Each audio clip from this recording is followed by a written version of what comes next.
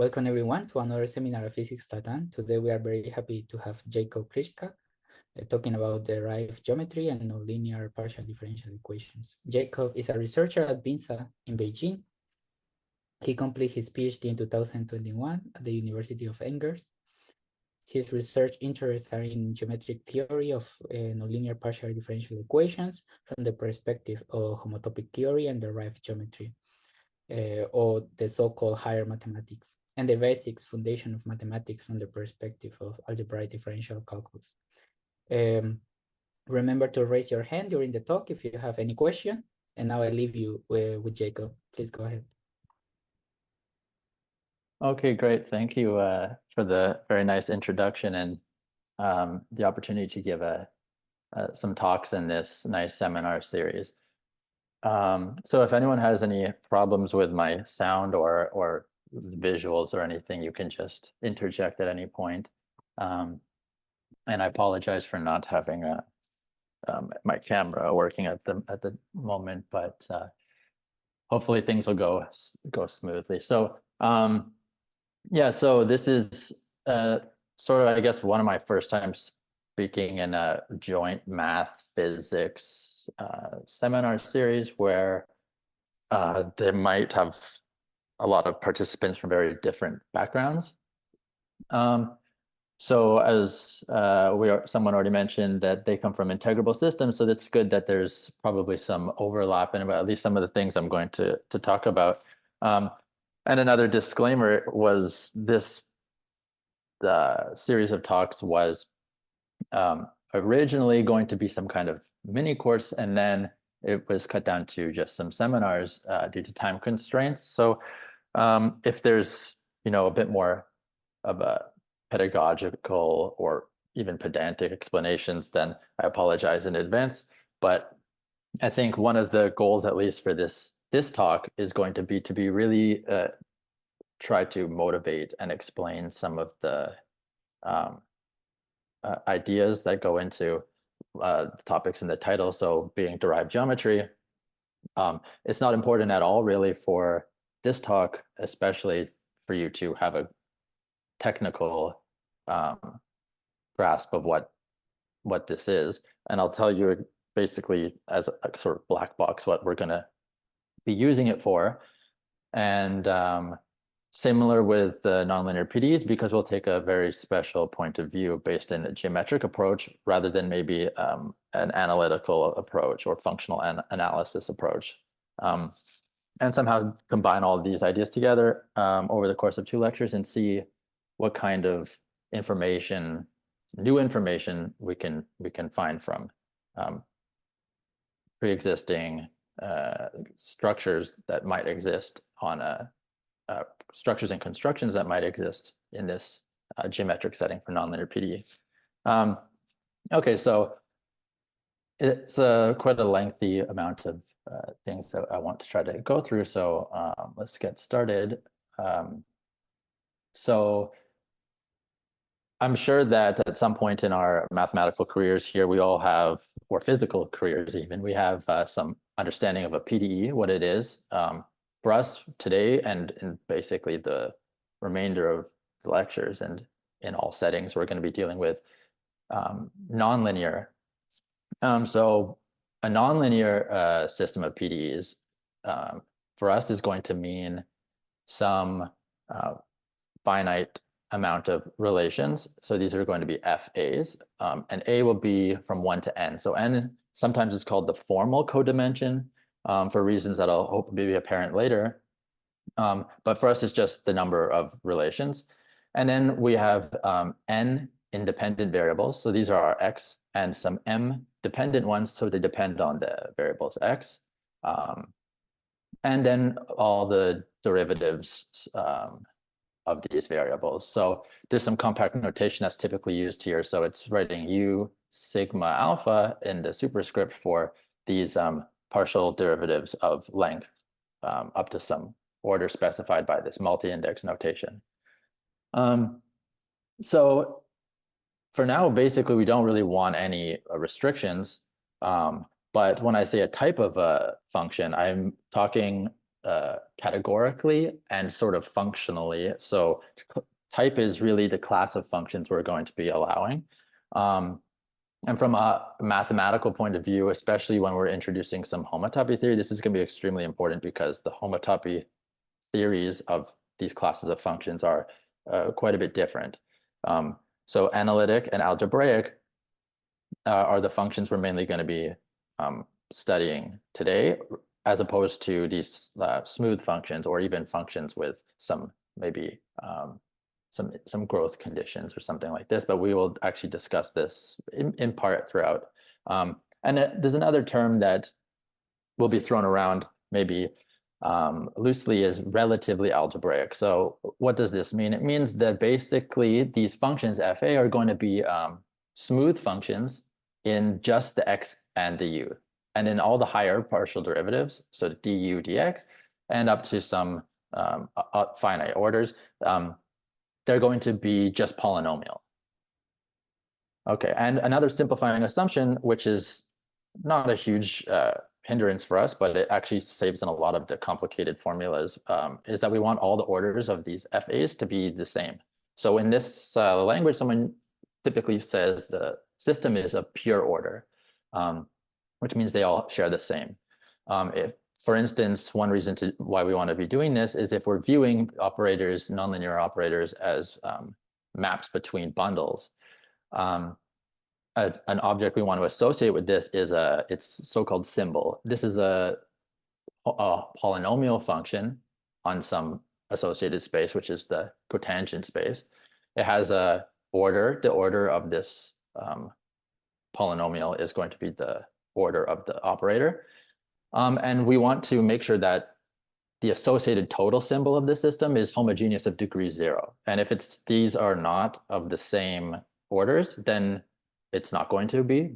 And we can artificially impose weights on the bundles on which the components act and to force this condition, but this is just added technicalities that we don't want to go into. Okay, so I'm going to start really like building blocks up and until we get where we need to go. So, okay, nonlinear, we all have heard this term many, many times. So tautologically, it's something that's not linear, or at least those expressions we're looking at are going to have at least one term which are not linear. But this hidden in this tautology is the spectrum of information and actually ambiguities, which is these certain degrees of nonlinearity that you encounter. And some are naturally easier to study than others. So some examples are quasi-linearity, which is roughly speaking these equations with the highest order terms are appear linearly.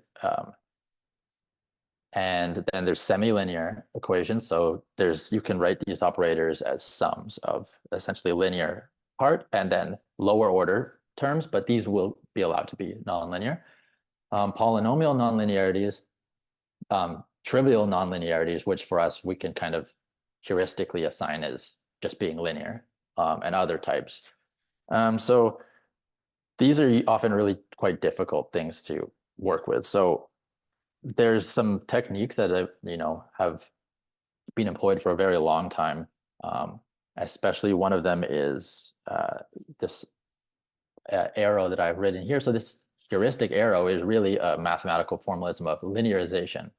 So linearization is, as it suggests, it's one way of rendering something nonlinear into some linear form. So one might ask, like, why not just linearize something nonlinear and then call it a day? Well, the point is, well, there's a few unsatisfactory points here. And one of them is it's merely an approximation for the nonlinear phenomena. And in terms of PDE theory, it really means you're linearizing around some fixed background solution that you know. And even more of a striking drawback, which actually reflects this choice of a background solution, is when we're studying PDEs that correspond to some gauge theory or some field theory. And what this does, if we have some moduli space of equations or of solutions to the equation, selecting a background solution is really zooming in and looking at the formal neighborhood of the solution. The So this linearization process is really some kind of way of producing some linear data on a ginormous nonlinear moduli space. And mathematically, this idea is supported rigorously by so-called derived deformation theory. And the linear data in this one is some kind of tangent space. So tangent spaces are vector spaces, at least in classical mathematics. So they have linear structure. But in derived theory, as we'll see, it has some more structure, but it still plays a linear role in derived world. So these are complexes of vector spaces. And so this, arrow really is signifying something that's what we don't really want to do, which is had been done at least in a lot of work on perturbative classical field theory. So perturbative is really this picking a solution and then perturbing around it. This is the linearization. So this is outside of the formal theory, or zooming in on the formal neighborhood. One of our desires is to be building a global geometry for the moduli spaces of solutions. And so this is one of the first things that we are trying to instill in these lectures is global. We want to be working globally, and this is often very, challenging, and it requires a lot of mathematics. So that's why this courses will be a bit slower at the beginning, and then we'll see and building up slowly. So I want to, with this vague notion of degree of nonlinearity floating around, you can convince yourself that there's another heuristic notion flying around behind the scenes, which is this sort of degree of differentiation or degree of the order of an operator, which is technically speaking, it's made rigorous by the fact that differential operators, nonlinear or linear, possess an order filtration. So it's written here. And the idea is that, but the exact details are unimportant, is that realistically, we want to be viewing this guiding idea that I've written here, which is actually more of a blasphemous statement, I think, for algebraic geometers, which is algebraic geometry is just trivial PDE geometry. And trivial in the sense that we are looking at geometry of PDEs with 0 degree of differentiation. Indeed, this is the case because we can view differential operators, at least of first order, they can be written as a direct sum of, or they decompose into a first order operator, so vector fields or something like this, plus some function. This function is the 0th component, and you can view it as a differential operator in its own right of order 0. And so it acts just by multiplication by basically scalars. So in algebraic geometry, these will be the assigned polynomials that you want to study. And so this guiding idea, it's a bit silly, but really it reflects a really important guiding principle, which if you're familiar with algebraic geometry will not be too difficult to then convince yourself, oh, wow, there's a lot of, similarity between the two theories, which is quite actually surprising. So it is the fact that nonlinear phenomena is extremely complicated, but it's unavoidable. And then one of the main reasons for you can't avoid it is basically from physics, is that we know there's the Euler-Lagrange equations, which govern these action variational problems. And these are nonlinear in nature, so we can't avoid nonlinearities forever.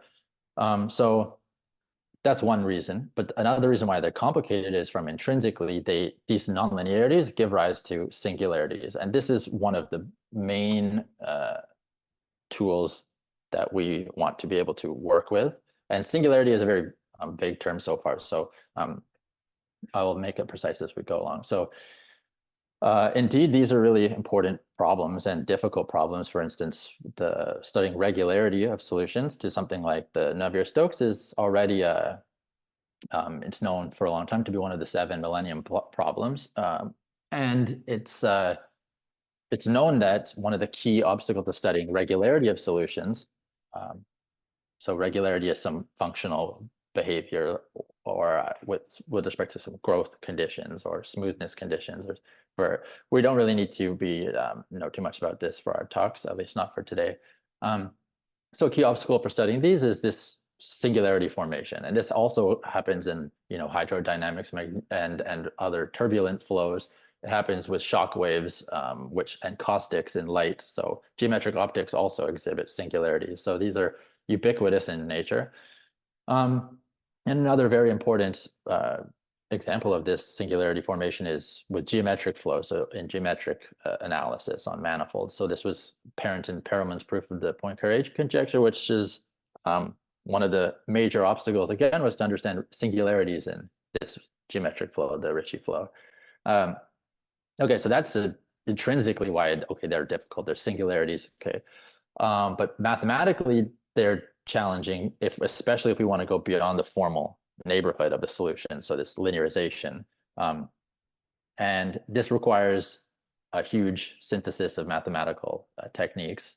And so some of them being the use of higher categories, so infinity n categories, higher topos theory. So this is abstractifying this notions of, I guess, sheaf theory in a higher categorical setting, and then derived objects, so derived stacks, derived schemes. And I'll say more about this as we go along. And then, global nonlinear Fredholm theory. So this is born from PDE motivations, and it can be adapted to these settings as well, quite remarkably. So we want to use all these tools somehow to understand how and when singularities occur and how they develop over time. So this developing singularities can be tracked to something that's called propagation that we'll talk about as well. So this idea that, algebraic geometry is part of PDE geometry is a guiding principle for development of the subject, which goes way back, at least, to how I was taught to think about PDE geometry and think about it was due to one of the pioneers in the field was Alexander Vinogradov at his Defiety schools. This sort of idea that these are sort of the same subject that we're talking about, they have a lot of similarities, really is a reflecting, again, heuristic part of Hilbert's problem, which is one of his problems anyways, was to find a axiomatic approach to physical science and so physics. And you can kind of convince yourself that, so we should want some big mathematical canon that we can do a lot of things with. And physics, especially being of a variational nature because of the action principle and Lagrangian field theory, we have these Lagrangians, so we want to minimize, and we're always looking at PDEs, and there's even physical systems which do not emit globally defined Lagrangians or action functionals. So it might even be better to, again, this is blasphemous to say, is to study the PDEs themselves and just forget about the functionals altogether. And this is actually one of the things I believe is important, to try to study just the PDE geometry itself.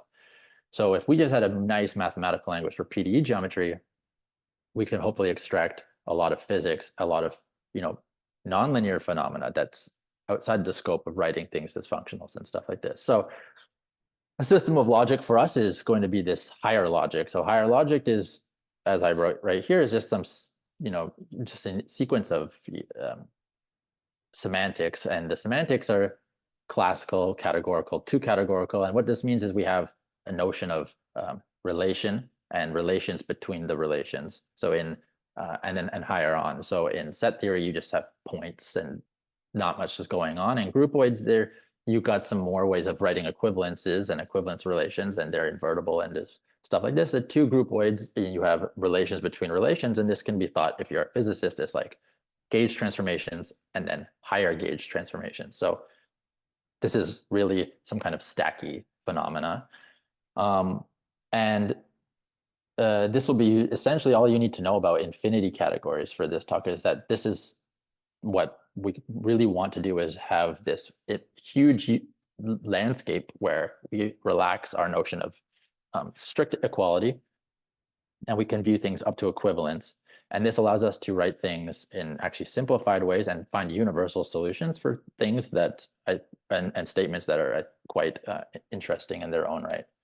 So again, back to this guiding idea. So getting a bit more rigorous now, where algebraic geometry and studying systems of polynomial equations, you associate some geometric object, and this is the algebraic variety. It basically has all the algebraic consequences of the system. So to this object, you can, in a sense, go one step up in this sort of abstraction process, and this is a functor of points approach. And what this means is we study spaces or geometric spaces with honest coordinate rings of functions. So here they are those algebras, well, commutative algebras over a ring, let's say, or a field of characteristic 0, quotiented out by this ideal defined by these polynomials. And we want to determine our spaces by how things map into them. So this is sort of the functor of points approach, and it can be generalized to higher and higher things, and it's very useful for determining spaces based on how they interact with other spaces of similar or even different nature. And so following this idea and the guiding principles and all the heuristics I'm throwing at you, we want to study PDE geometry in the same way. So the traditional way of doing that is through some kind of profinite manifold geometry. So these infinite jet bundles, as I'll mention. And this is a bit tricky to recast into a functor of points approach, amenable to making derived. So injecting homotopical rigor into the construction. And so there's another approach that is even more similar to this algebraic geometric approach, which is to identify some ring, some algebra, and study schemes with that kind of algebra structure. So here, this capital D is the sheaf of differential operators on an underlying manifold X, which we remember is always going to be the space of independent variables. And so these so-called spaces, so D here, are going to be called D schemes. And there's a precise relationship between D schemes and PDE theoretics, or diffieties, as they were coined by Vinogradov in the differential geometric setting.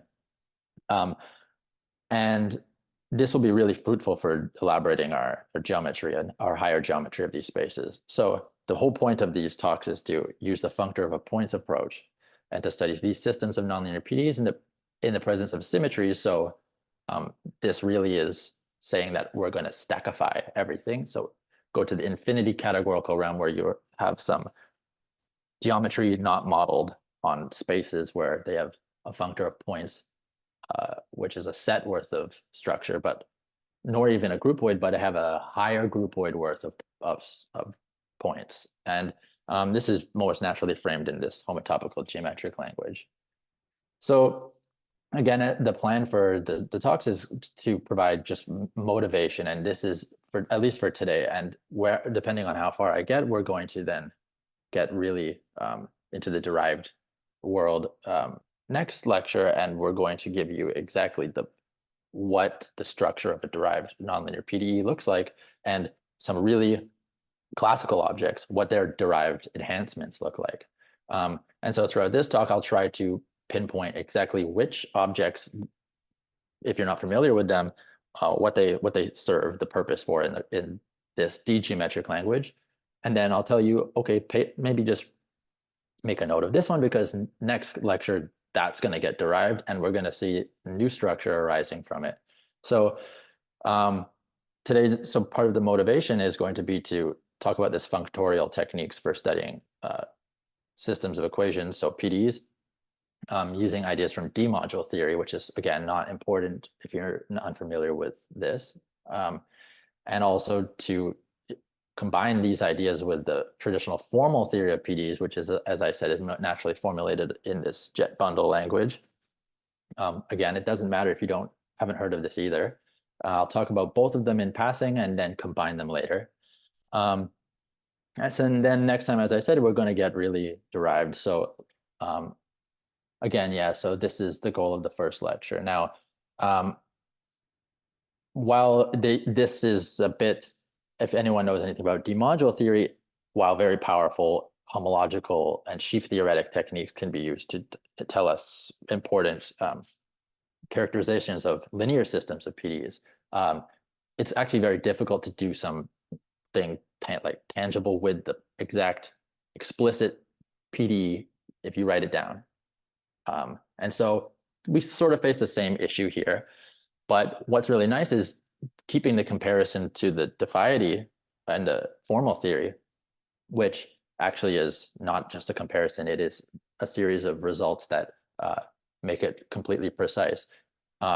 Where in that theory, there's symbolic computations, and there's computer language called the JET software and CDiff packages, which can compute the conservation laws and things like this. So if we retain this dictionary, this rigorous dictionary, we can actually compute things, and computing them up to homotopy would be even nicer, but I don't know if there's computer software that can do such calculations yet because of these. Again, there's this infinity categorical notion where we're making these system of coherent identification. So the main thing for us is, again, we're going to be, how do we handle these singularities, and what are the singularities that we're talking about so frequently?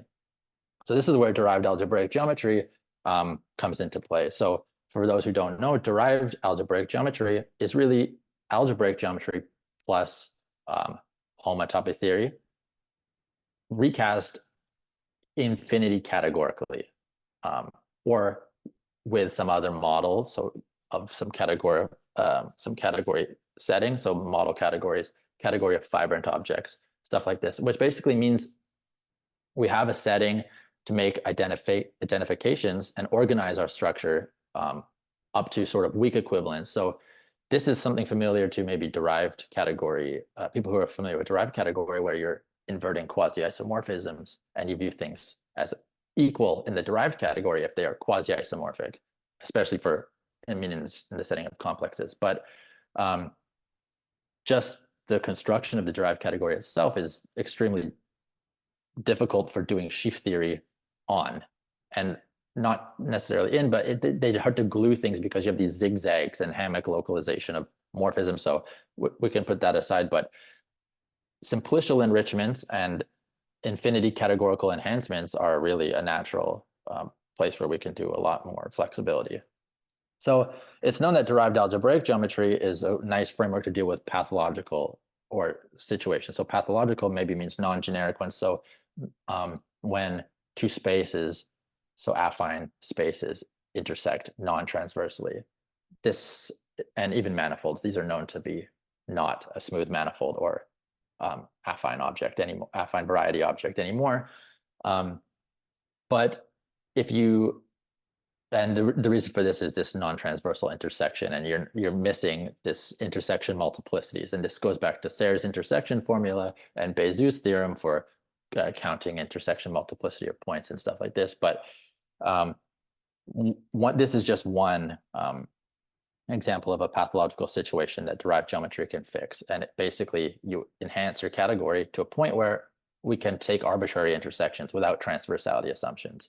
And this is formally adjoining homotopy limits or fiber products or homotopy kernels.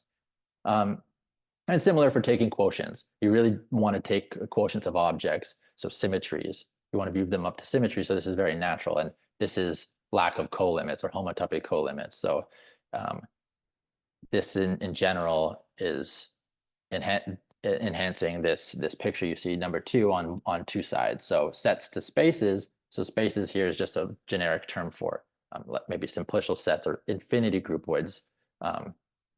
And really it's some homotopy localization of the category of simplicial sets. That is weak equivalence classes, or weak equivalences. And so this is viewed as sort of stackifying on this side. Then taking commutative algebras and putting in some derived algebras is sort of deriving it, and doing both together, you end up with derived stacks. And this is sort of the type of objects we want to work with, but they're super general. So you want to add some finiteness conditions to be able to even work with them, and also do deformation theory with them. So study their cotangent complexes, tangent complexes, which are the natural derived enhancements of tangent and cotangent bundles.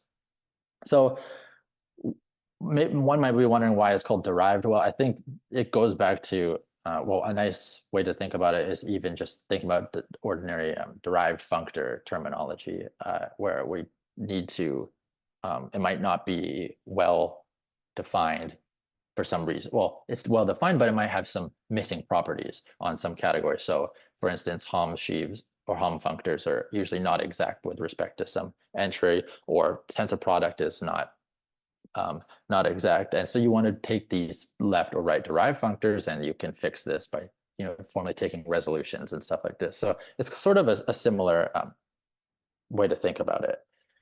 So if you follow this derivation really of commutative algebraic geometry, where we have the sheaf of Kähler differentials, and we enhance it to some derived world, the appropriate refined invariant, which is now defined up to quasi-isomorphism, which is really nice, is this cotangent complex, which was originally introduced by Lucy and Grothendieck, and Leary gave a very sophisticated treatment in the setting of higher algebra, which is applicable to a lot of different contexts. But the idea is that really it contains the information about the deformation obstruction theory of this algebra, in the sense that sort of these, if you take these x1s of L of A, this cotangent complex, these x functors, so the higher cohomology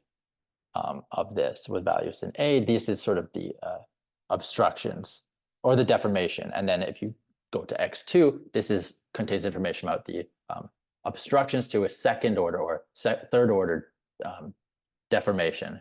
And this is really important for a lot of reasons. So really for us, derivation means it's resolving a lot of ambiguities that are arising in mathematics. And this is due to a lack of canonical identifications with our objects.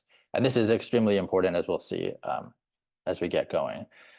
So now an analogy with derived algebraic geometry, the same way we're following the analogy with ordinary algebraic geometry, we can study derived algebraic D geometry. So these D schemes I talked about, we're going to try to derive them.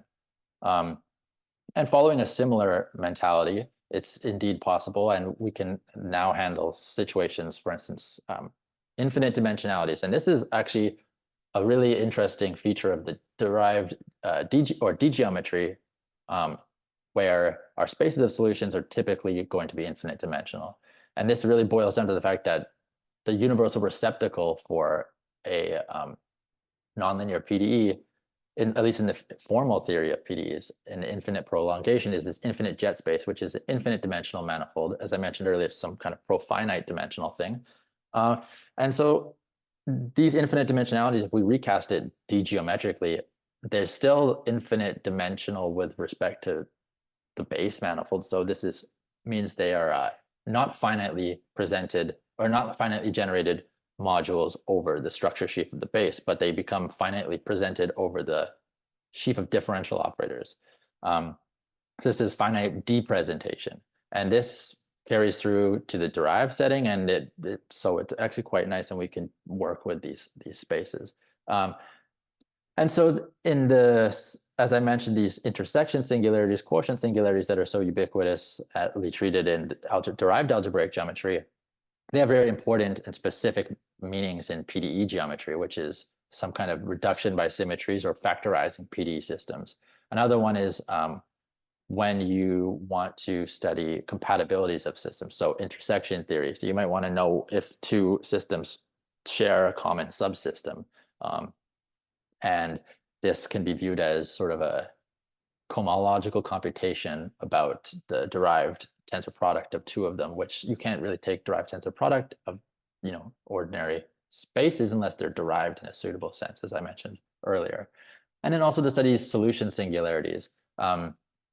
And solution singularities is really what I'm the most interested in, and using this language to approach. And really this boils down to against another ambiguity, what we mean by solution singularity. So there's geometric singular solutions, and this can be viewed as solutions which geometrically cut out submanifolds in the equation manifold. And these are defined by sections, and those sections are the ones that if you plug into the equation, you solve it. Okay, that's interesting. So if these solution manifolds are not smooth, then this is an example of a geometric singular solution. But there's also a notion of singularities of solutions in terms of the language of generalized functions. So distributions like Schwartz distributions or tempered functions, hyperfunction solutions, microfunctions, stuff like this. And while they're not one-to-one, there's ways you can show that geometric singular solutions do in a certain sense correspond to generalized functional distributions, but they're on different but related spaces, and this is something that we'll exploit as well. So the main point of this is this whole language is to study now these main objects, which we call derived D pre-stack. So pre in the word stacks, so pre-stacks here means we don't really impose the necessary requirement that they satisfy some sheaf-like condition, which is called homotopy descent or just descent in this context. And obviously we're going to want to, because for the sake of having a global theory of solution spaces of nonlinear PDEs, we want to be able to study, patch together solutions locally and build solutions globally. And so this obviously descent is important. But derived D pre-stacks are just the main objects, and they're not so difficult to define once versed with the PDE derived language. But what's extremely interesting is if we follow the construction of interesting spaces that exist for D schemes, one of them being this tangent or cotangent algebra, so de Rham algebra. For PDEs, it's known that the de Rham complex is played by this so-called variational bicomplex. And this contains extremely important information about the PDE. So conservation laws, recursion operators,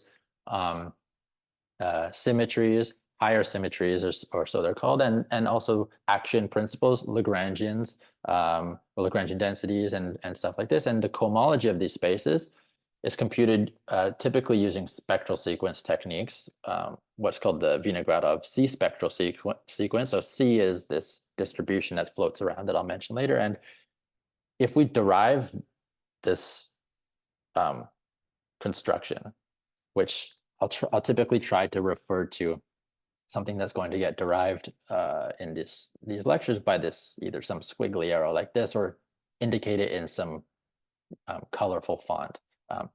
Well, this is really what we saw before. So if we go back here, this replacing this sheaf of Kähler differentials with a cotangent complex that studies the deformation or contains information about the deformation obstruction theory of our space. It's really something quite similar. And if you're familiar with anything about how you model derived schemes, one model is using commutative differential graded algebra. So they have this cohomological degree. And so the bicomplex is already bi-graded. We have a vertical and a horizontal direction. So if we derive this, it means we're adding cohomological generators in some third degree. And so we end up with this L dot Y here for a derived PD, and this is some derived tricomplex. And there's moduli functors that can modulate, so mapping into some modulating space for this object gives a moduli stack. And this stack is really sort of a moduli stack that represents variational calculus. And we'll see this in our talks. So again, some examples that I'm going to just skip over because I don't want to go too slow. Because I still want to introduce most of the stuff that we'll see in the next lecture in derived form. So some main objects that you can derive doing this sort of that coming from physics are this causal Tate resolution. It really just corresponds to commutative algebra. The idea is simple. You have some algebra, you have some ideal, the quotient algebra. It might be a generically irregular ideal. So we need to take a resolution of this algebra. And this leads to some way to define the causal Tate resolution of this on-shell algebra of functions. And if you have symmetries going on, you get some BV. So BV is for Batalin-Vilkovitsky, because I think there might be some physicists here. So well, I will definitely mention some physical motivation coming up, but we really get some derived BV space, and it's both got some stacky phenomena, which corresponds to the symmetries. So this is the quotient by the gauge group, and it has some derived terms. The derived terms are this resolution of the algebra of these homotopical nilpotents coming from the fact that our space is a irregular quotient, and this is the causal Tate generators. So typically I think in physicist language, this T here, we would call them anti-fields, and this G, these are anti-ghosts or higher Noether identities. We're generating space of them because we're working sheaf theoretically, so they might not be projective modules, so you need to take resolutions, but it's not important here. And then this one is if you dualize it, these I guess are higher symmetries or higher ghosts of the theory. Okay, so let's go over some really fast, just related literature. So if anyone is maybe an expert in these areas, I'm certain that this derived PDE geometry is applicable to what you do. Maybe not necessarily the results that I've contributed, but it's, as the formal theory of PDEs has shown a lot of robustness over the last, 100 or so years, with its contributions to other areas like integrable systems and vertex Poisson algebras. So this is a different way of studying, sort of different language for studying these very, very similar objects. So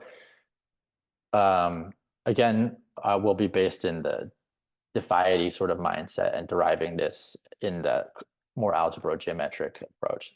So just to mention some, and of course this list is not exhaustive at all, and I just want to mention some people, but there'll definitely be a more complete reference list given later for if anyone's interested. So some more ideas are these notion of chiral algebras, and this is an algebro-geometric tool for studying two-dimensional conformal field theories. And this was a very amazing theory by Baylis and Drinfeld, which coined this term D. At least I believe it was due to them, these D schemes, but only for over a curve. And then to make things homotopically correct and go to higher dimensions, so when the curve is a higher dimensional variety, so X is of complex dimension greater than 1, you really need to use infinity category theory, and this was showed by Francis and Kate Scory later. In this paper by theirs called Chiral Causal Duality, which is very nice. So we kind of use a bunch of these ideas here and there, and then they mix together in this derived geometric language. And I don't write smooth here because we're not going to work in the derived smooth setting. But there is a recent work as well that due to Pele Steffens, who about this C infinity derived algebraic geometric or derived approach for nonlinear PDE as well. So it's very, very nice.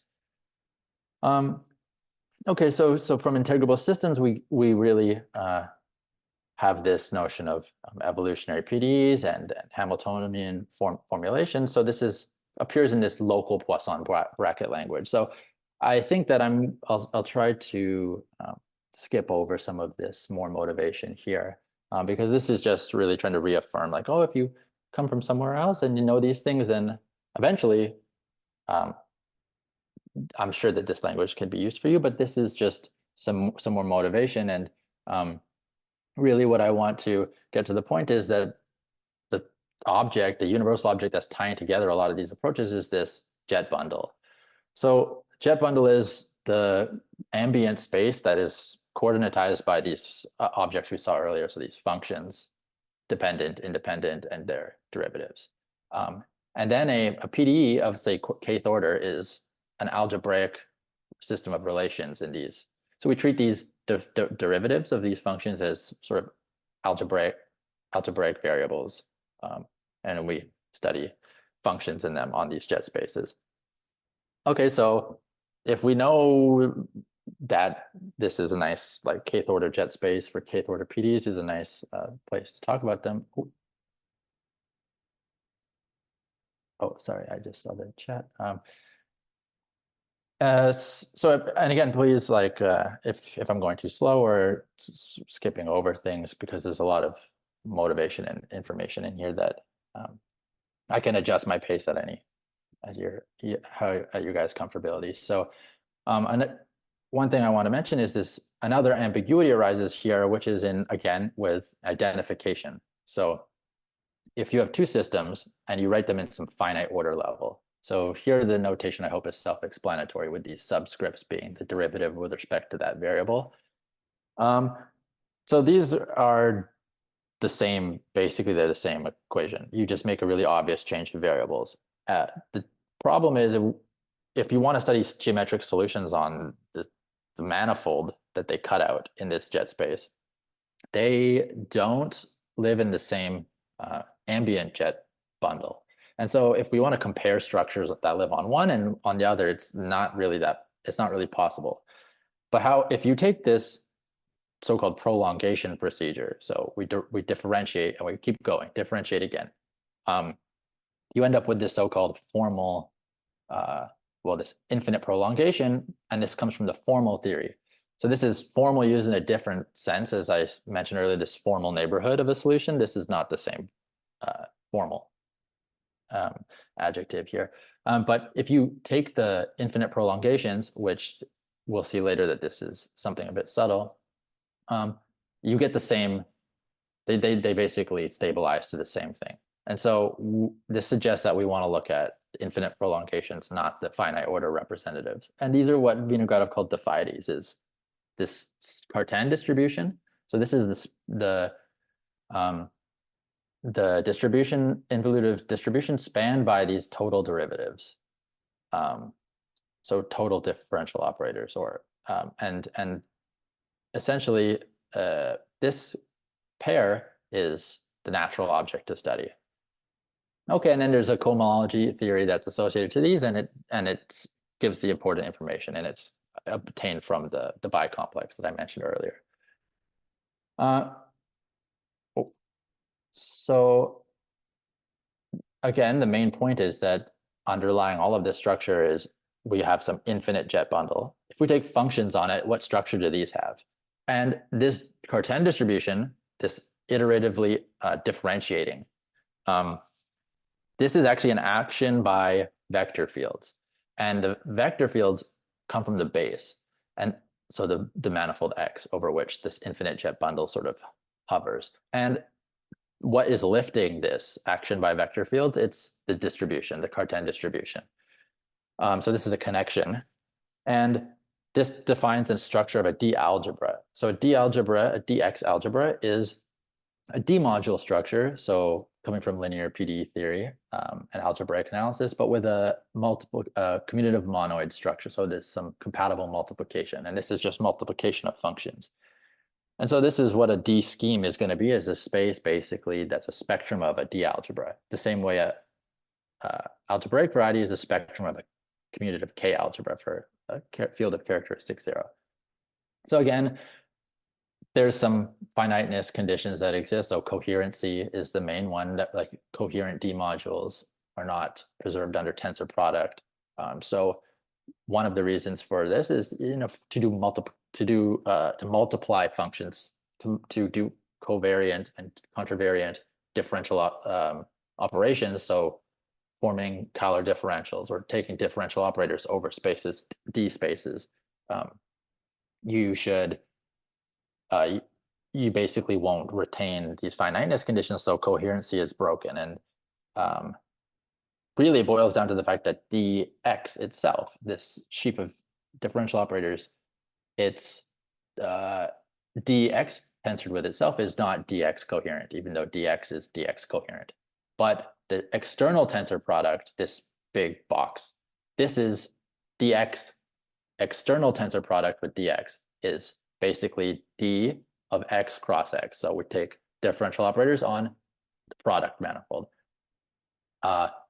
It's known that if a coherent D module and a coherent, let's say over space X, and you have a coherent D module over space Y, their exterior tensor product is a coherent D module on X cross Y. So multiplying functions and things together, you do it over these varying powers of the base. And they compose in very strange ways, but also very natural ways, and they have a structure of an operad or a colored operad. So the colors are objects from a category, and this is category of D modules.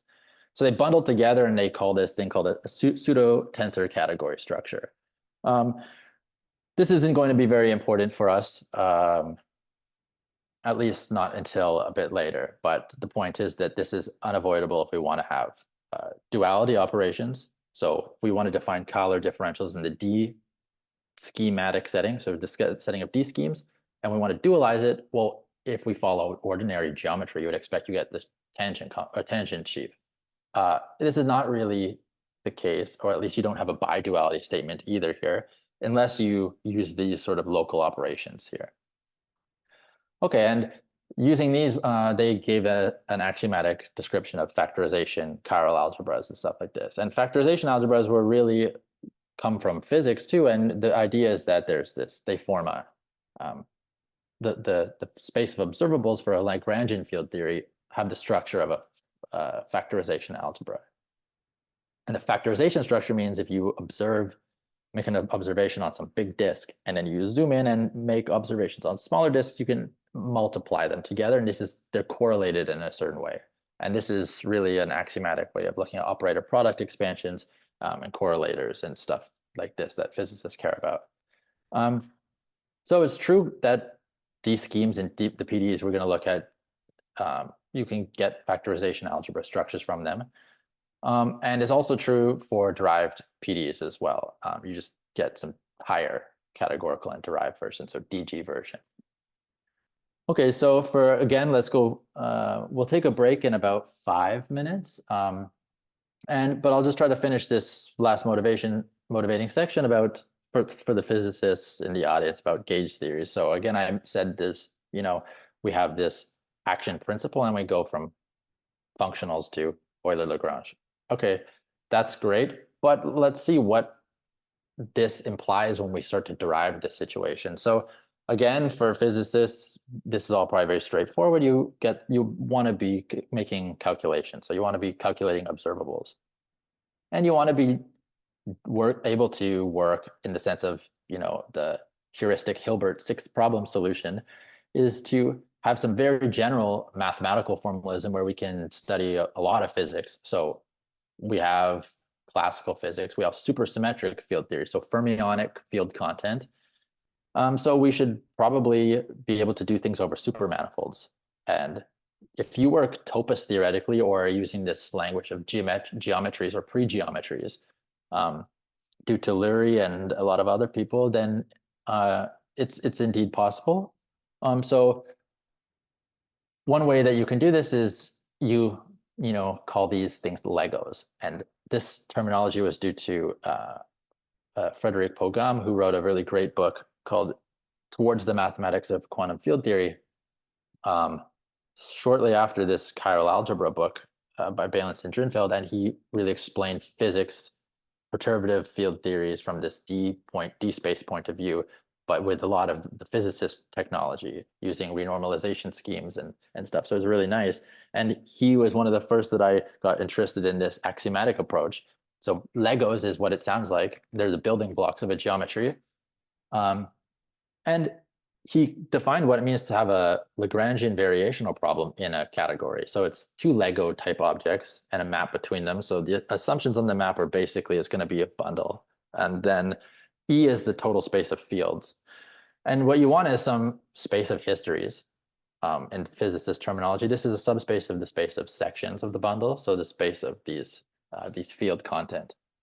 And when I write an underline here, it's always going to be this functor of points approach. So these are functors, and morphisms between underline stuff are natural transformations. And if you're not really sure about this stuff, it's really not, don't sweat it so far.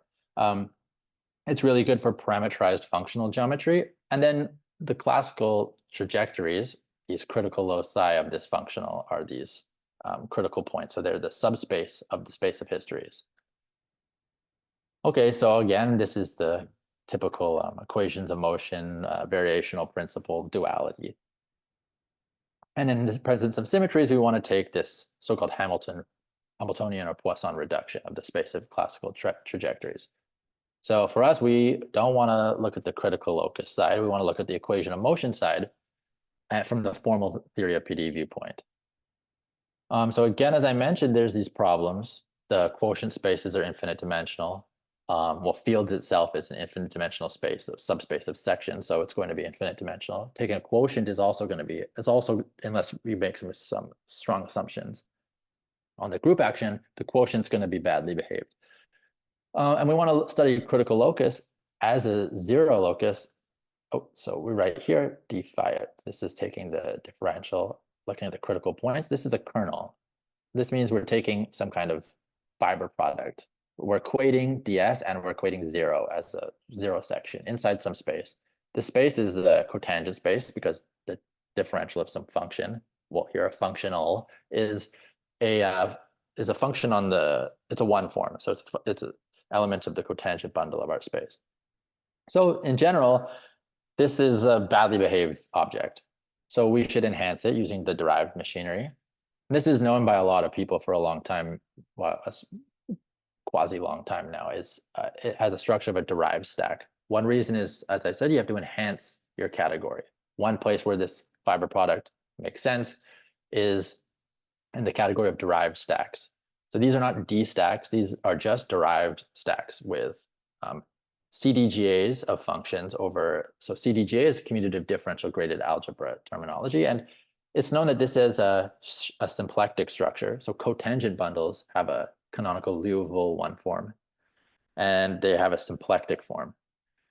And so does a derived space have a symplectic? Well, symplectic geometry in the derived setting has some cohomological degree, and this reflects some specific nature of the problem. And here it's -1 shifted for the fact, a very important theorem due to these amazing mathematicians, Pentevtoen, Vacchier, Vezzozzi, in 2013, which is a consequence of a larger theorem saying if you have two Lagrangian intersections inside a symplectic space, it carries a symplectic structure and the shift is commensurate. It's a compatible or consistent with the various degrees of the symplectic form you have. So in this case, this is a symplectic space. These are Lagrangian intersections, a zero section, and so it's Lagrangian intersection in a zero shifted symplectic space. So it's actually -1 shifted symplectic, and it corresponds to taking functions, derived functions on this shift cotangent bundle. Okay. So before we take a quick break, the idea that we're following is, okay, so we have our crit, this critical locus, or R traj, the classical trajectories. What about the other side, RPD? And so at least in the variational principle case, this RPD should be R Euler-Lagrange equations, basically. So R is this derived version. But we obviously don't want to stop there. We want our PDE theory for any solution space, especially nonlinear ones. So the way to do this is look through our functor of a points approach, which this will be recast later. And you can define what it means to be a gauge theory in this context that's compatible. So it means you have some higher space of PDE solutions. And if you, and it should agree with some sense, this classical trajectories. And this can be made precise by this big diagram, which I hope eventually will be all explained through these talks. And this is specific to the Euler-Lagrange or variational calculus point of view.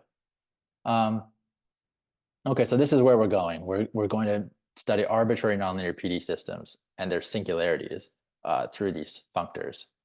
The algebras that will define our theory are going to be homotopy theoretic, and they're differentially structured. So they have some kind of connection or differential operator structure here. So this reflects that the PDE theory.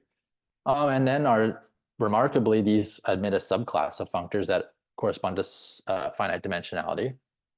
In PD world, people talk about holonomic stuff, which is a higher or Fuchsian differential operators or differential equations, or and stuff like this. And what's really nice is that these subclasses of finiteness conditions that can be imposed are actually consistent with global Fredholm analysis of types of operators, like elliptic ones. And one of the first people to prove that the derived space of solutions of an elliptic operator in the C infinity setting is finite dimensional, represented by some quasi-smooth, so almost smooth derived object, was Pellice-Steffens in the C infinity setting. And I think John Pardun has a separate proof of this fact. So this is, again, one of those PDE technologies that you know in the background, which is, okay, elliptic things should have finite dimensional spaces of solutions, or should be some kind of nice finite dimensional objects. And so we see this throughout. So does anyone have any questions? I guess we should take maybe a 5-minute break, and then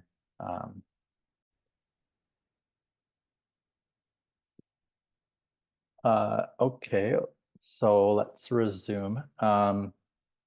It seems, okay, so with 50 minutes about, we don't want to go too far over. So my plan, of course, because this was going to be a bit longer at the longer course at the beginning, was to really go through the linear story and then try to point out what's not possible to just pass over to the nonlinear one, and then to inject some of the nonlinear motivation and then build the theory from there. But I think because I want to at least get to the main objects that we're going to be studying in the next lecture in complete detail, I'll skip through some sections, but try to pick out the main points. So I apologize for maybe this might go a bit quickly in some parts.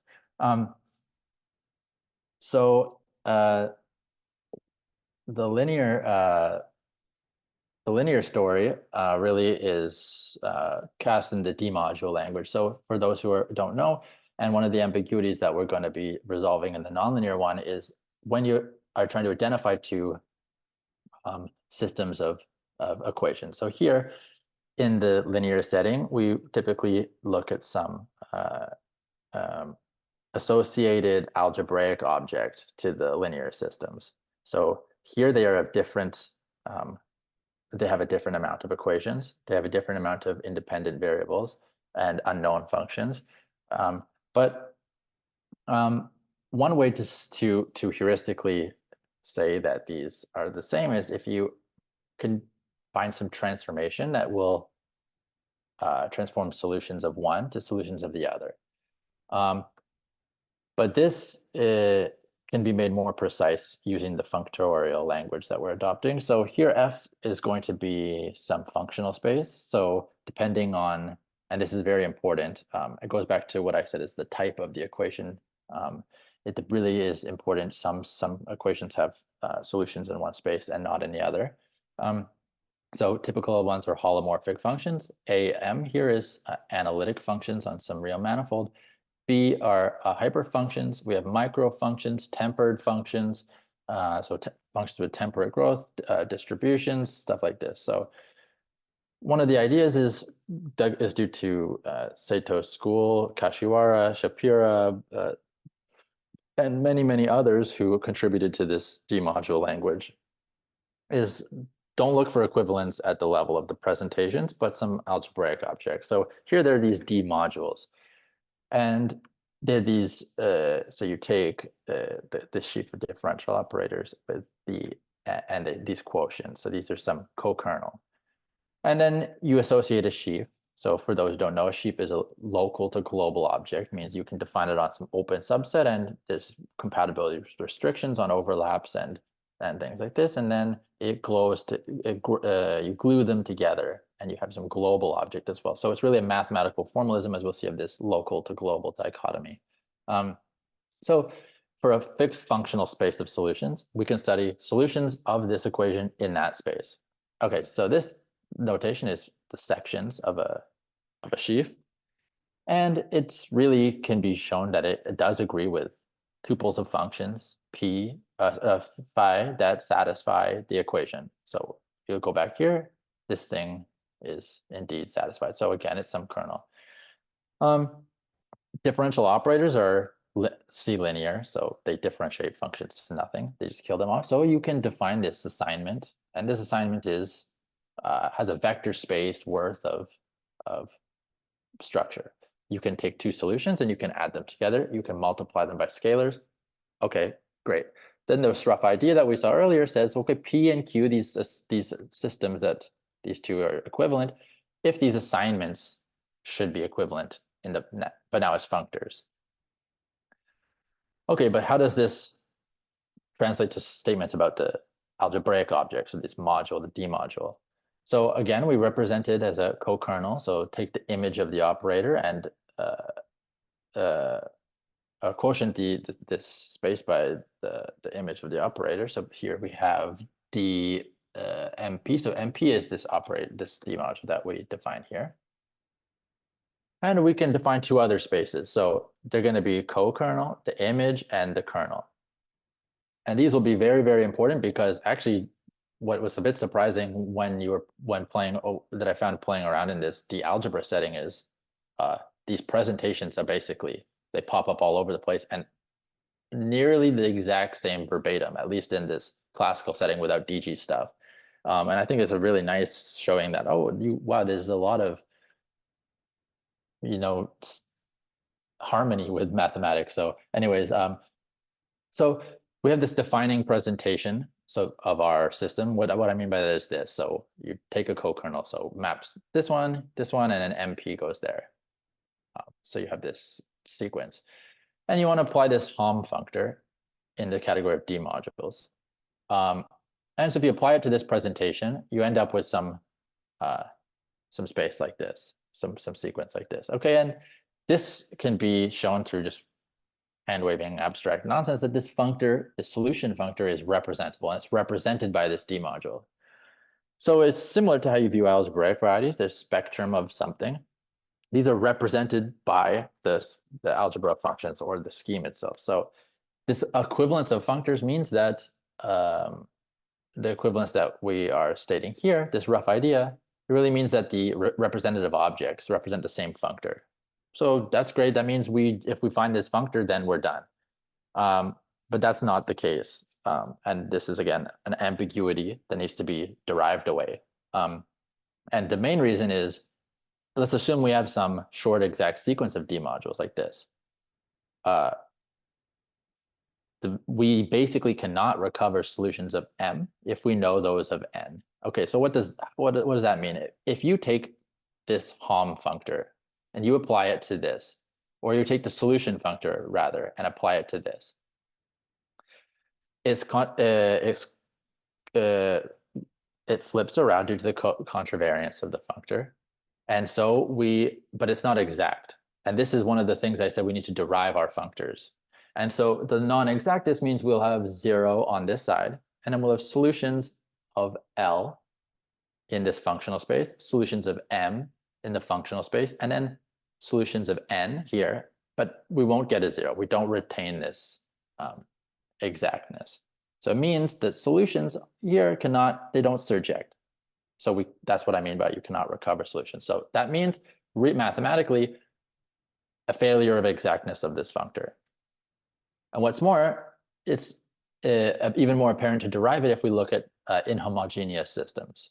So before the FIs were 0. And again, if we take these 3 spaces, they are related by some sequences.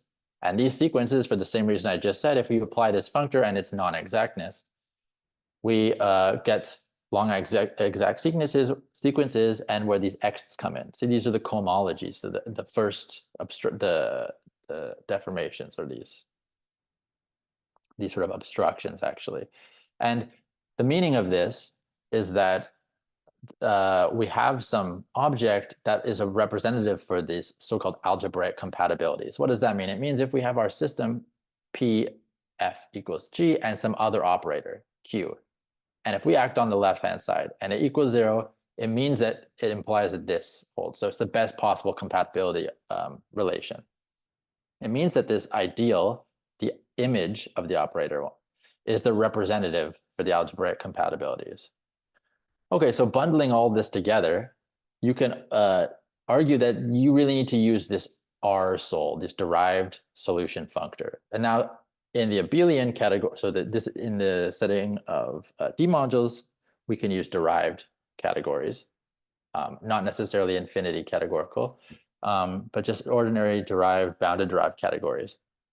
And these contain a lot of the information we want, but it has a really nice formalism for these so-called six functor formalism and stuff like this. And especially Verdier duality is this really nice sheaf theoretic duality that exists in this setting. And we'll see how all these translate later. But the point is, if you were content with this, it's not really the right place to stop, because there's additional ambiguities arise, and very easy examples can be cooked up where you need to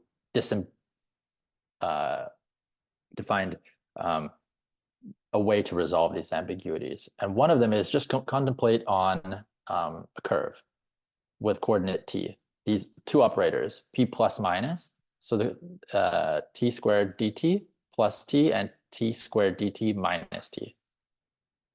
It's not hard to show that they have the same, the D modules they define, they have the same solutions in holomorphic functions. Okay, so that's not ideal. But if you try to, so this actually really comes down to the fact that the solution functor, again, is not fully faithful. And so if you try to enhance your space of solutions, so by enriching your functional space, so taking holomorphic functions and maybe putting in some growth conditions. So in this example, you might want to take tempered functions. Making this enhancement, so looking at our tempered solutions, it can be shown that, okay, they have different solutions. Okay, that's great. The solution functors are, the ambiguities have gone away, but you can then find in this setting, again, examples where the same situation happens. An example is the D modules generated by exponentials of, say, like 1 over t and 2 over t or 3 over t. They have the same tempered holomorphic solutions. So this isn't that great either. So this actually reflects the fact that this Riemann-Hilbert correspondence, the regular holonomic Riemann-Hilbert correspondence, which is some kind of reconstruction theorem from Derived cohomology and solution functors, doesn't necessarily hold for the irregular holonomic setting. And this was a recently established irregular holonomic Riemann-Hilbert correspondence by Kashiwara and Andrea de Agnolo, who enhanced the base space, so X some analytic manifold, to a sub-analytic and some called bordered spaces, and used something called enhanced in-sheaves or enhanced sheaves. And I really like the term they used, enhanced, because it does reflect this derived or this type of enrichment that they use. And a reason why I mentioned this is because they were, at least Andreas de Agnolo was here in BIMSA, who won a Frontier of Science award for this paper, actually, that I just mentioned during this ICBS conference that recently happened. And so it was great to hear him talk about that. And it really got me thinking about, okay, so what are the ambiguities? And I couldn't pass up the opportunity to at least mention this example. So now let's talk about this singularity, what's happening. So again, sheaf theory is this local to global thing, and propagation is really the mathematical term for sections being able to move from one region to another. So obviously, if you have any sheaf on a locally constant, so any locally constant sheaf, so just on vector spaces, let's say a vector space or an annulus contained in another one, sections can propagate out so that you can move past the one and move into the other region. This is a trivial example of what it means to propagate, but it's highly non-trivial if you're now talking about distribution solutions. It's related to the ability to extend your solutions across boundaries. And this is now becomes a boundary value problem and things like this. So one way to do it and to work with this stuff is using the so-called microlocal sheaf theory. And this is basically attaching some kind of codirection. So microlocal theory of sheaves is studying global phenomena from the tangent bundle perspective. Studying phenomena that occurs on a manifold from the perspective of the cotangent bundle. And what this does is you're recording some direction, some codirection, and this is going to record the propagation, the direction of propagation of your object. And so sheaf propagation is really some kind of ability to extend your sections beyond a certain region in the direction of that covector, which sort of records it.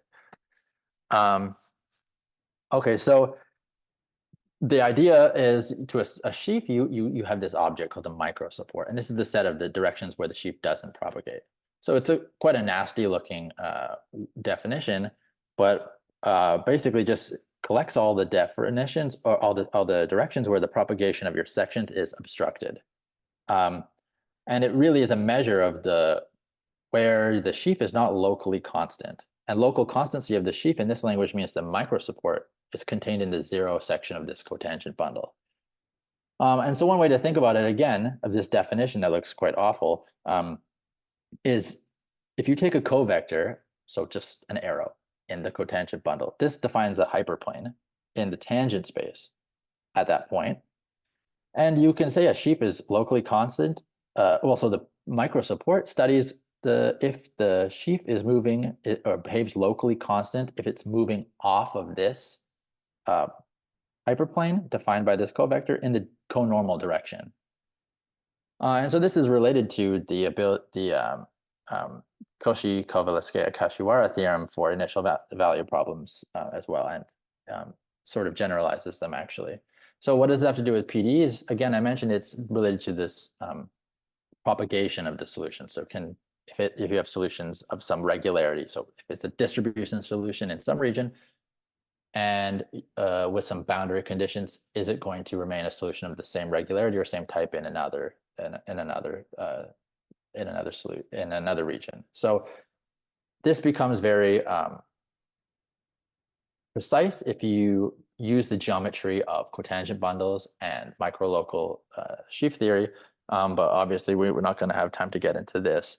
The main tool is really this characteristic variety of your some geometric space associated to your operator or your D module, and it lives inside the cotangent bundle. And so you can formulate these notions of non-characteristic and non-charactericity of a morphism, and this is a bit abstract at first, so I think we're going to skip over this. And if there's interest to talk about the propagation for nonlinear or derived nonlinear stuff later, or the lack of propagation, for instance, it's very not straightforward that nonlinear solution singularities propagate, or to test their propagation. So if there's, I'll ask at the end of this lecture if there's interest to, if you want me to talk about this in the next one, I can spend more time on it. But for now, I think we're gonna just skip through this micro-local aspects and really start to go to the nonlinear D scheme geometry now. So there's ways you can just, formulate with these derived functors. I mentioned a lot of classical PDE results, sheaf theoretically and derived functorially for the linear story. Okay, so we're going to now pass to the nonlinear one. So there's quite a nice analogy from the linear setting, but we need to elaborate and find the correct spaces and notions that will represent our nonlinear systems appropriately. So what to expect is from this system that we saw earlier, at the very beginning, it's going to give rise through infinite prolongation to an algebraic system now. And it's going to be denoted roughly like this. So this bullet is going to refer to basically just nonstop action from the sheaf of differential operators dx on this system. And what I mean by that is the totality of all differential consequences. So really it should be some kind of collection of first prolongation, second, and it's unbounded, but this is just a compact notation to say we're just infinitely differentiating. Okay, and we want to study solutions of this.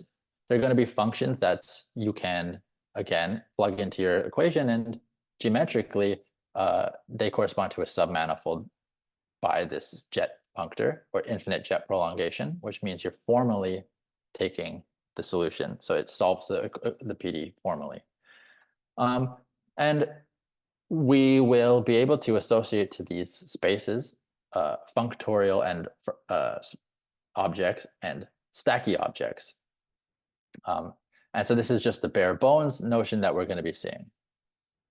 The problem is, without some additional PDE theoretic ingredients, it might be the case that our system defines after infinite prolongation just nothing. It's just contradictions due to integrability conditions that arise in the prolongation procedure. And so we want to impose two further additional conditions. One is that this ideal spanned by the relations of the equation, so these f's here, will be the generate this ideal. The fact that the ideal will be infinitely prolonged corresponds to that it's stable under this action D. So we call it a D ideal. So it's an ideal in a D algebra, stable under the action of differential operators. So we want that the solution space is non-trivial, so it doesn't equal the whole space. Okay, this is quite reasonable. And we also want it to be consistent, so it's not empty. The consistency condition is intimately related to formal integrability and the notion of involutivity, which has a really long history. And I don't want to get into it at all because essentially speaking, and the need for it, and why I'm mentioning it is because these schemes are essentially constructed at the infinite jet level.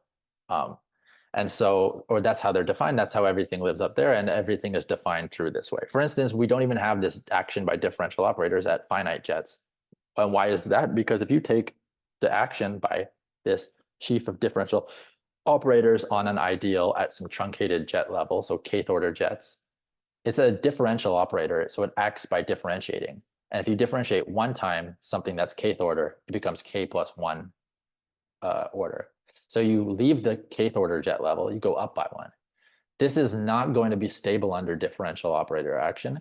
So it's only an algebraic ideal if we restrict to finite dimensional levels. So this is one reason to work at the algebraic one. So we have stability by this action by differential operators.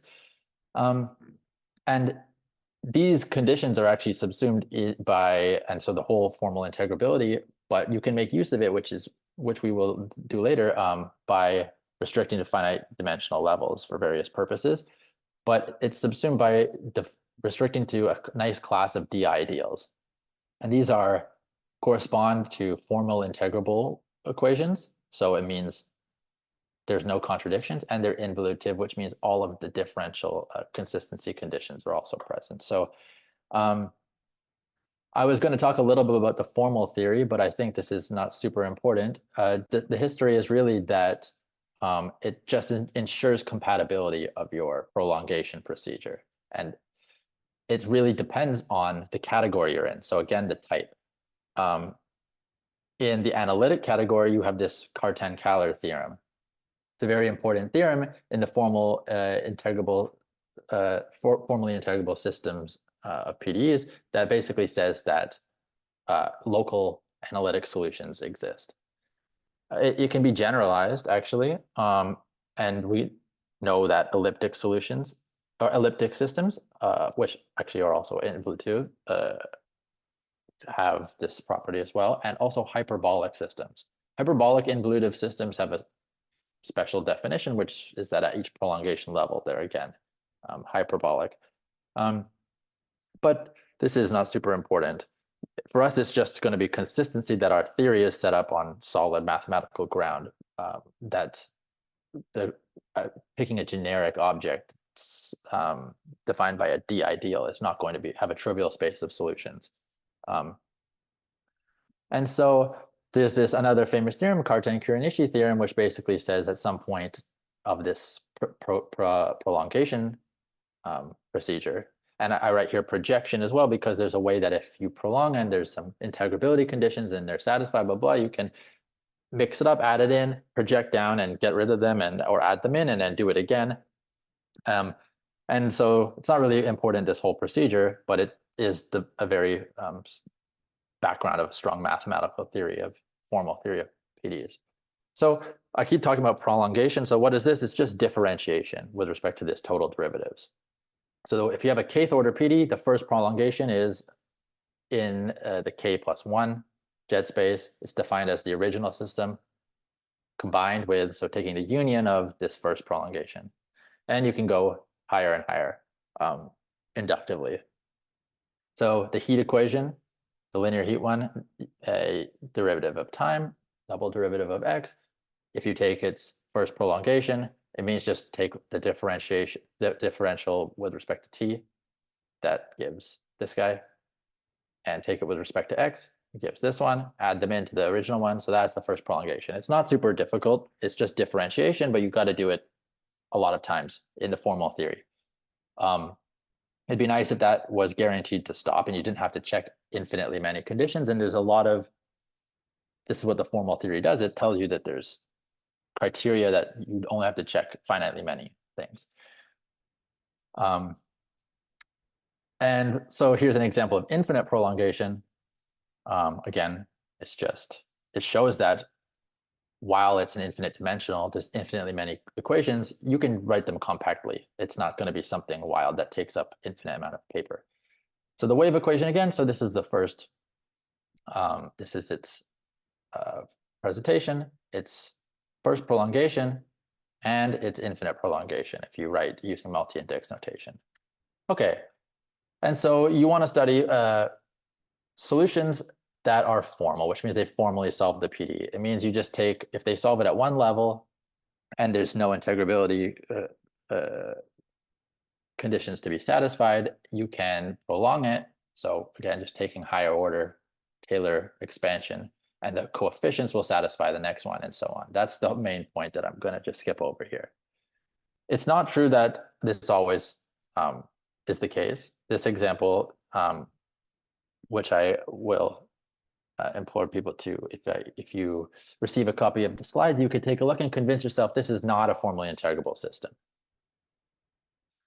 Okay, but the main point of this Cartan-Kaller method, the involutivity, Cartan-Kuranishi theorems, is the slogan really that in the analytic category, solutions exist, formal solutions exist. The formal solution at a finite jet level will solve all the higher ones as well. That's why it's called formal. It's formally solving them at the Taylor, you're taking formal Taylor series expansions, and this procedure of prolonging will stop. So after a finite number of prolongations, the system becomes either involutive, which means at some finite jet level, there won't be any more new equations or variables to add, or it becomes contradictory. So some people even build this into the definition, the geometric definition of a PDE is at this involutive level, so L0 here, is basically saying that nothing beyond that will be any different. This is the level of involutivity for the equation. And then so formal integrability just means this is going to be, these are surjective submersions, and that can be shown to be equal to the statement that there's no additional integrability conditions at each level. Okay, so now we're finally getting to algebraic D geometry after a lot of things that I've thrown at you from different areas of mathematics. But to recap again, we're taking some system, basically no restrictions on it, and we're going to take the infinite prolongation, and this is done by formally differentiating infinitely many times. And it's done using this Cartan distribution, which is the structural ingredient in jet space geometry, formal theory of PDEs, and diffiety theory. For us, it's important because this is the action of the differential operator, so the D action. And so what it means is if something is D ideal, stable under this action, this here, it means it's precisely the fact that it's been a prolongation, as I mentioned earlier.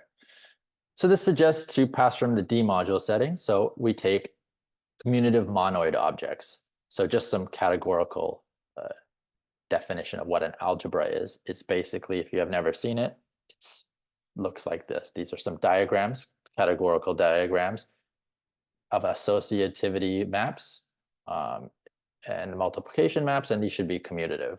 This just reflects that something is really commutative in the way you would expect.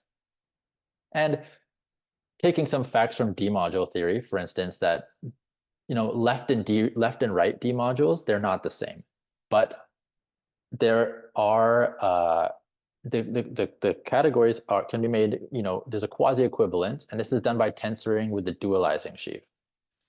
So here's written as omega x. It's the sheaf of top forms on the base. And this is just means hom from that sheaf to OX. So this left and right duality for D modules actually holds for D algebras. So if you have just an algebra, and we want to write the right version, we'll write an R up here. It means tensor like this. So if you know anything about the geometry of jet bundles so far, and A is the functions on the jet space, AR, if you tensor with the dualizing sheaf on the base, this looks a lot like functions on the jet bundle with coefficients in volume forms. This is precisely a space of Lagrangians, because in physics, a Lagrangian is, or Lagrangian density rather, it's some function of the variables. It's the fields and the derivatives of the fields, and then you want to have a density there, or a volume form that you're going to be integrating, and this is defines the action functional. So it's quite already this like very standard left and right duality or swapping between them already is showing some very nice interpretations from the jet bundle point of view. Okay, and so affine D schemes are those spaces that are spectrum of D algebras. An example is the jet bundle and quotients of jet bundles by D ideals. These are also have very nice properties. And so you can go further and prescribe gluing conditions to go from affine to arbitrary D schemes. But this isn't important for us. So this is just an example of a type of class of equations where you can cast it this way. So these are evolutionary equations, but we'll skip these ones. Okay, so this is a kind of an ugly looking slide, but the main point is that there's a universal functorial D algebra that exists. And it really comes from this fact that you have a forgetful functor from commutative D algebras to commutative O algebras, where this is functions on the base. What is this? What is it forgetting? It's forgetting the connection. So you just forget that you can differentiate. This is a really natural functor to have. It possesses a left adjoint, and this is the universal algebraic infinite jet functor. So I think I denote it, down here by this weird J infinity, and then also by this jet infinity at different points. But essentially, it's a universal object from this point of view. So universality means it satisfies this adjunction. And for every section of the bundle under which you're, if you have some bundle and you take sections, there's a unique D algebra map just dualizing the infinite jet of it. It looks like this. So it's and it has some universal property. Okay, so this is not so bad. And as this was going to be like some course at some point, I have some exercises just like thrown around in here, so you can try solving them or ignore them if you want. But yeah, just playing around with the junctions, you can see there's some very nice universal properties of jets.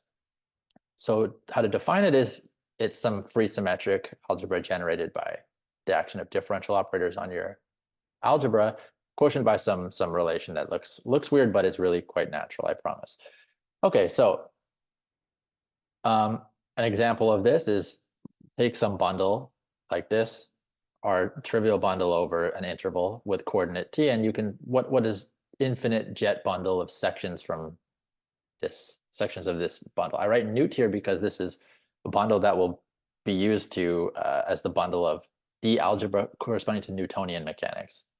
And so it's a really simple exercise that I'm not going to spend any time on, that you can just plug through and play around with this definition here and see exactly that the functions on the jet bundle, so the D algebra you get is just some polynomial algebra in these variables, x0, x1, x2. This subscript here is referring to the type of the order of differentiation. So it really means we're treating these differential variables as on equal footing, and they're all going to be just ordinary variables in this polynomial algebra. So one thing to mention is all of this actually goes through in the supersetting almost verbatim. X can be super. We have superjets. There'll just be some signs here. One of the things to keep the functorialities alive for us is replacing, you have to replace the top forms, the dualizing sheaf, by the Berezinian, which is the analog in the supersetting. The de Rham complex for D modules then passes to the analog in the supersetting, which is the sheaf of integral forms and stuff like this. But it's worth mentioning that this can be adapted rather straightforwardly. And for physical, as I mentioned earlier, this is really necessary. Okay, so now we come to our main algebrogeometric definition, which is a D-algebraic nonlinear PDE on some sections of some bundle, let's say. It's going to be a sequence of like this. And this really represents, like, if you know algebraic geometry, you study submanifolds defined by ideal sheaves. And so I is the dx ideal sheaf inside this ambient jet bundle on sections of this. And then B is just some quotient, the corresponding quotient. In general, we don't even need this to be a short exact sequence, but in many situations it is, and in fact we can recover infinite prolongations and an actually a bit wider class of PDEs by studying ideals that are of this form. So this is called differentially generated. It means that your ideal is spanned by functions which are basically algebraically generated by these actions. And in this way, we return back to this analogy I had with algebraic geometry and D geometry. And you have a formula, so it's a polynomial equation or partial differential. The algebraic structure is an algebra, or an algebra of a different type.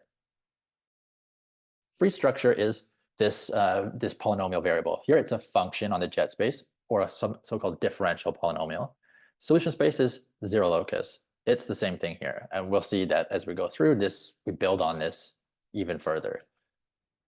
Okay, so part of what I wanted to advertise is lots of examples of these kind of ideal sequences.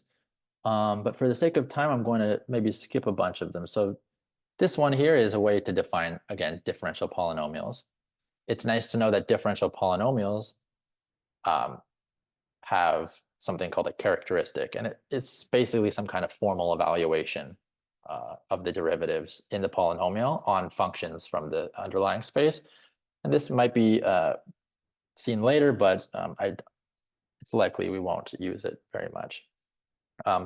So the space of differential polynomials is going to be just written with this adjoined square brackets.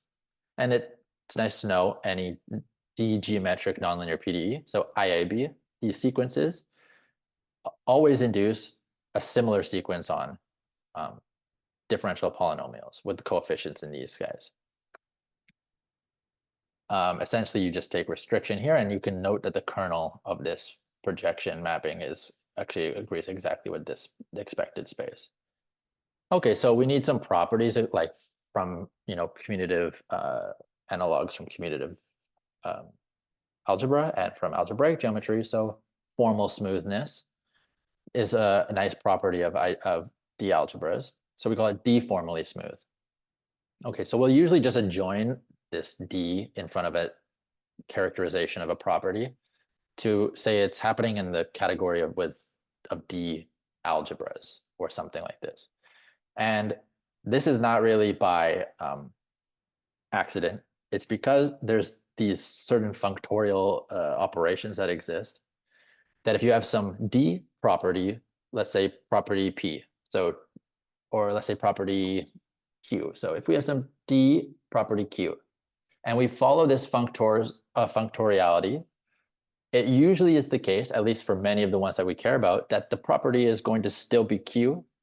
And this functor acts between D algebras and ordinary algebras. So what this is at the level of schemes is from D schemes to schemes. So D geometry to algebraic geometry. D formally smooth becomes K formally smooth. This is reaffirming our ideas from earlier that algebraic geometry is some trivial or limiting case of D geometry. And what is this functor that we are talking about that does this? Well, we already saw it. It's forget the differential, or just forget the differential degree of freedom, or differential order that I heuristically made up earlier, and this now becomes actually rather rigorous. Okay, so examples. So you can prove that the algebras that are free on a D module, these are formally smooth. This is projective. Just follow the definition of what a projective module is. It follows that you have this kind of a lifting is entirely analogous. So D smoothness is, as you would somehow expect. It's made rigorous here, but it's not important. What we need to know is that there's formally smooth, there's smooth, and later there's going to be quasi-smooth, the most easy examples of derived spaces. And so as I just mentioned, formally smooth D algebras have the property that for getting the structure, they're formally smooth as O algebras. This has consequence that the jet functor restricts to these categories. So if you have a formally smooth relative scheme, it becomes formally smooth as a D scheme, and same for smooth K schemes, and sends them to smooth D schemes. Okay, some more properties of morphisms. We have formally D smoothness, or just characterized by lifting properties. And you have formally D étale, D unramifiedness. I don't know, we're just adding this D everywhere. It's very natural, and we get the expected results.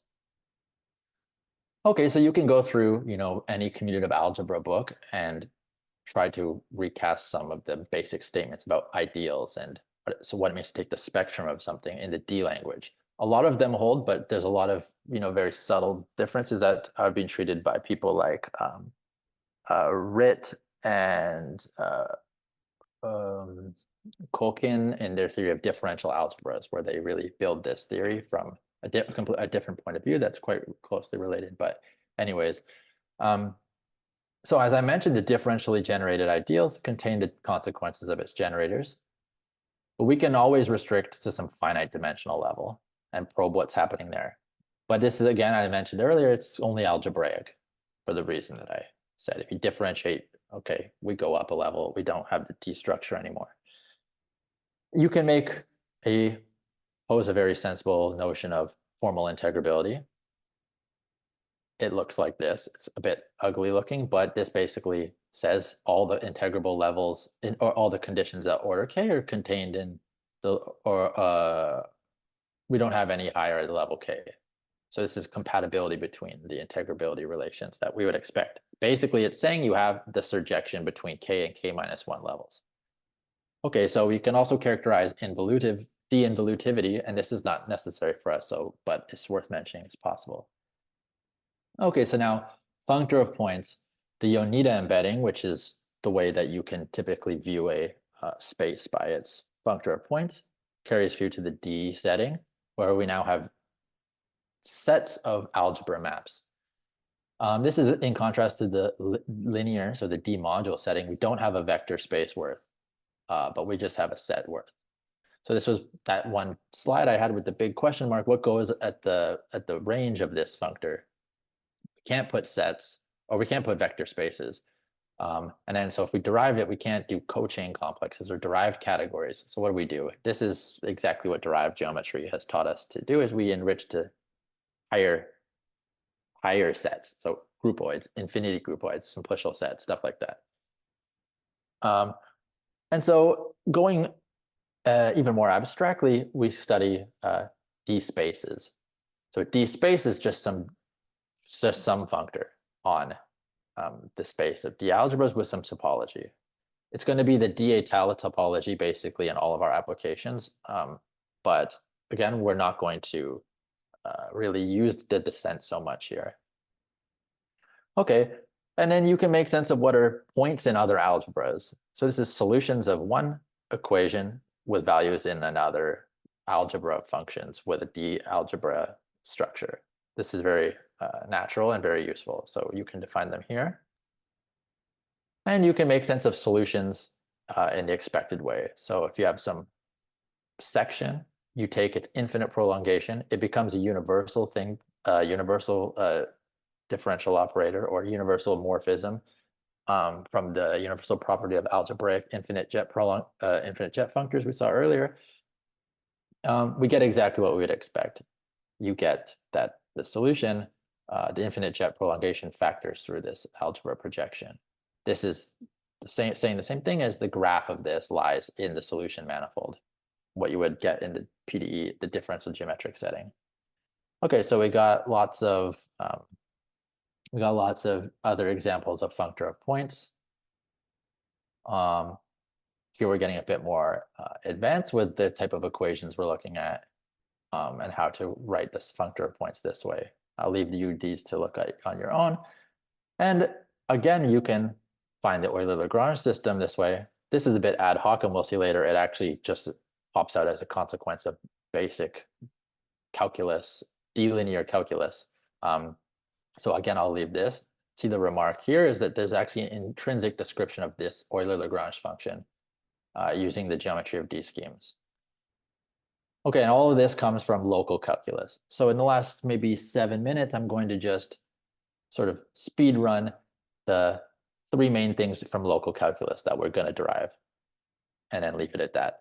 One of them is the Kähler differential. So what is the D-linear Kähler construction? So open any algebraic geometry book, and what if you impose an additional relation in those definitions of D-linearity, compatibility with a differential operator, what does this tell us for D algebras? That's one. And the same thing is it's a dual object, so that what should be the vector fields? And what is the appropriate duality between the two?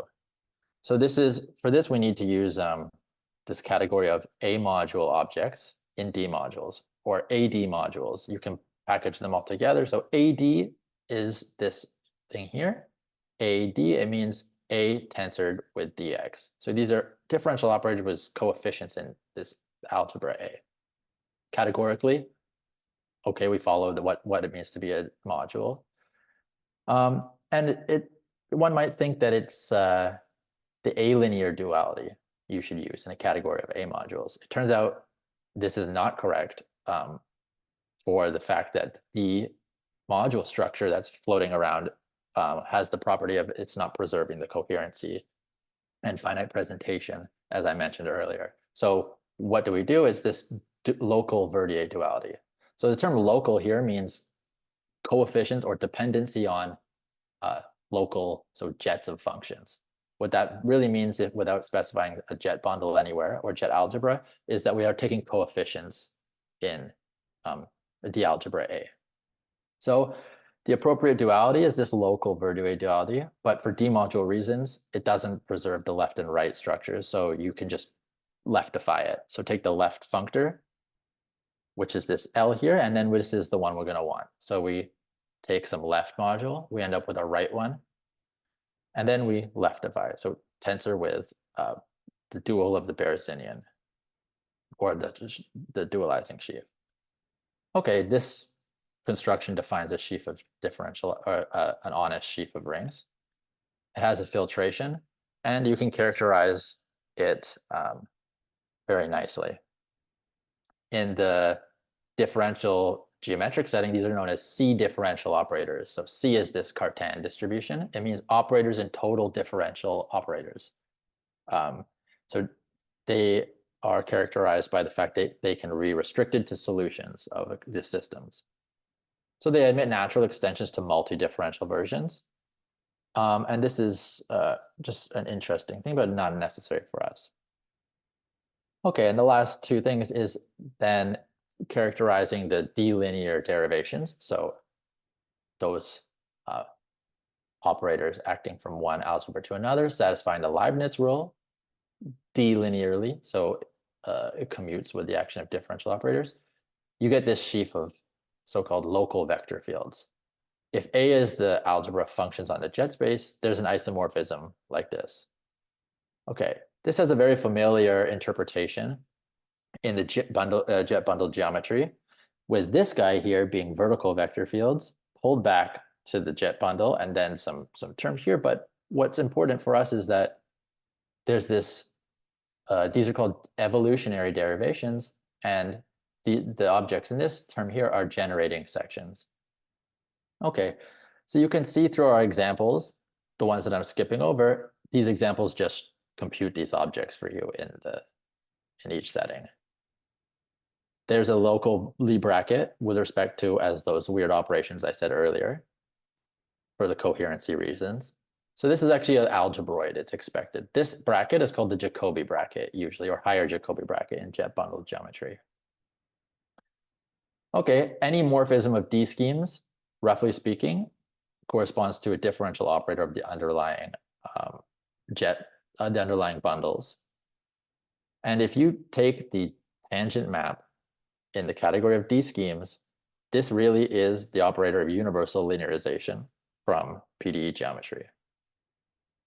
This is a nice thing to point out, but not essential for us here. But what we do want to pay attention to is that the tangent sheaf is some kind of linearization, as it should be expected. It's a tangent space, so it's a vector space worth of objects as well. Okay, so what happens if we take our dualizing object? It can be proven that following this Kähler construction, we get these local differential one forms. Okay, and they are in fact local Verdier double dual in the D smooth case to the vector field. So this is very nice. And they agree with what are known as Cartan forms in the jet bundle geometry. So again, we're just looking at our examples played through in full. Okay, so if those familiar with Vinogradov's secondary calculus, you want to take mixes of these sheaves together, and so these are some that appear. You can define characteristic varieties and characterize them nicely, but the last thing I want to quickly show you in the last 1 minute and end there is what happens if you go beyond the Kähler forms to one forms. You get this bicomplex. And the bicomplex contains important information about conservation laws, differential identities, stuff like this.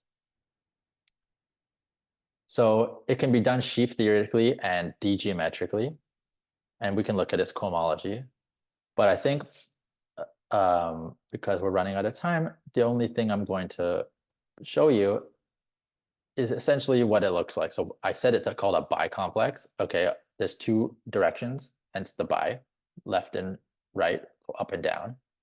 And computing as cohomologies are what contain these important invariants. So the top cohomologies here can be shown to be action functionals. These ones are really conservation laws. And these terms here basically prove a global solution to the inverse problem of the calculus of variations. So what does that mean? This is sort of a space of Helmholtz type conditions, and it is a way to test for variationality of a PDE system. So there's a lot of information in these bicomplexes, and sheaf theoretically, they become global. So this is just some pictorial ways of looking at the cohomology, and whether or not there's extra terms in these bicomplexes really depends on properties of the operator. Okay, and then just to finish, I mentioned that you can construct the Euler-Lagrange equation purely from just basic operations between vector fields and one forms. So taking insertion, Lie derivatives, stuff like this, you can characterize Euler-Lagrange ideals, Noether symmetries. And remember, I said we want to look at a presentation of a module in the D module and look at its kernel and image. This is precisely the same thing that's happening. Okay, so I said a lot. It can all be globalized, but what I really want to tell you about really quickly, what we'll see next time, is what will happen if we take our D algebras, we find a derived enhancement, discuss what the linearization, so the tangent sheaf, it should be based on what I said earlier, be some tangent complex. Okay, and then the bicomplex, what happens? It becomes a tricomplex. We have some additional degree in the cohomological degree, so derived degree. And let's study what it means to be a symplectic form, source form, or variational form, which are important topics in the PDE geometry from this perspective. And it basically builds an entire theory of the prestacks and equivalently using an alternative definition of connection in terms of spaces over a de Rham space. We can characterize in full what it means to be a derived nonlinear PDE, recast as a zero locus with a derived space of solutions. And it really amounts to computing tangent complexes with finiteness hypothesis. Okay, so I think that's a great place to stop. And unfortunately, I didn't get to say all the stuff I'd like, but hopefully I will be able to explain exactly in rigor these derived versions next time, and just give this, now that we have this D geometric framework set up on the pillars on one hand, linear, so D module theory, plus the formal theory of PDEs somehow coalesce into this D geometric setting, how the derivation of that can help us study both singularities of nonlinear PDEs, but also to enrich classical theory and study physics from this perspective. Okay, so thanks very much, and sorry I went over time.